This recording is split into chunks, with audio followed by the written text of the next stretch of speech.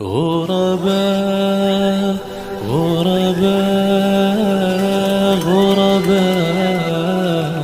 غرباء غرباء غرباء غرباء غرباء جب ان کے سامنے اللہ کا ذکر آئے، ان کے دل میں یہ یقین ہو جائے کہ ہم نے مرنا ہے، اللہ کے دربار میں پیش ہونا ہے۔ ثعلبہ رضی اللہ عنہ وارضا اللہ کے نبی کسی کام سے بھیجتے ہیں، نوجوان چھوٹی عمر کے صحابی ایک گلی میں سے گزرتے ہوئے مسلمانوں کے گھر میں نظر پڑتی ہے، عورت غسل کر رہی، پردہ ہوا سے ہلتا ہے، اس کی ایک یا دو نظریں اس پر پڑتی ہے، فوراً اللہ کا ڈر آتا ہے کہ میں نے کتنا بڑا گناہ کیا۔ اللہ کے نبی تو اپنے کام پر بھیجے اور میں مسلمانوں کے گھروں میں جھانکتا رہوں، یا تو میرا نام منافقوں میں شامل ہو جائے گا، یا میرے بارے میں قرآن کی آیات اتر آئے گی۔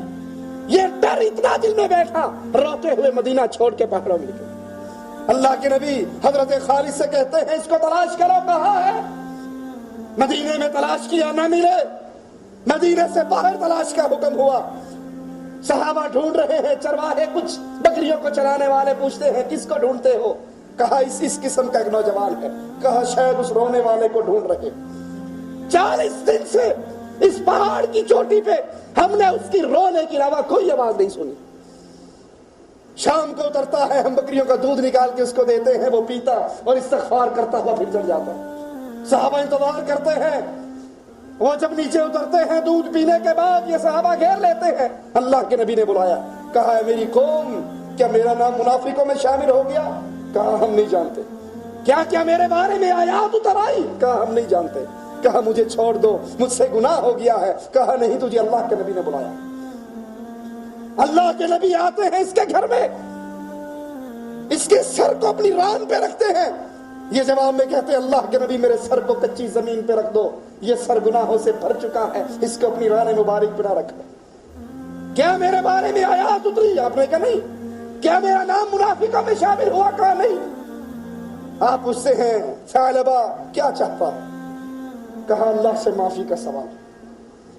کہا کس سے ڈرتا ہے؟ کہا اللہ کے عذاب سے ڈرتا ہے۔ کس کی تمنا کرتا ہے؟ کہا جنت کی تمنا کرتا ہے۔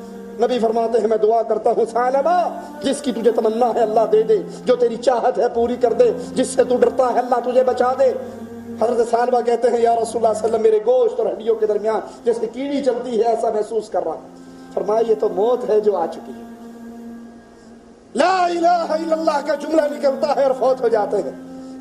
جنازہ چل رہا، اللہ کے نبی کے لیے صحابہ جگہ چھوڑتے ہیں۔ حضرت عمر دیکھتے ہیں کہ نبی پھر بھی اپنے پنجوں پہ چل رہے ہیں۔ کہا یا رسول اللہ صلی اللہ علیہ وسلم آپ کے لیے جگہ تو بڑی زیادہ چھوڑی ہے ہم نے، آپ ایسے چل رہے ہو جیسے ازدحام ہے، رش ہے۔ کہا اے عمر اس کے جنازے کے لیے آسمان سے اتنے فرشتے اترے ہیں کہ محمد کو قدم رکھنے کی جگہ نہیں مل رہی۔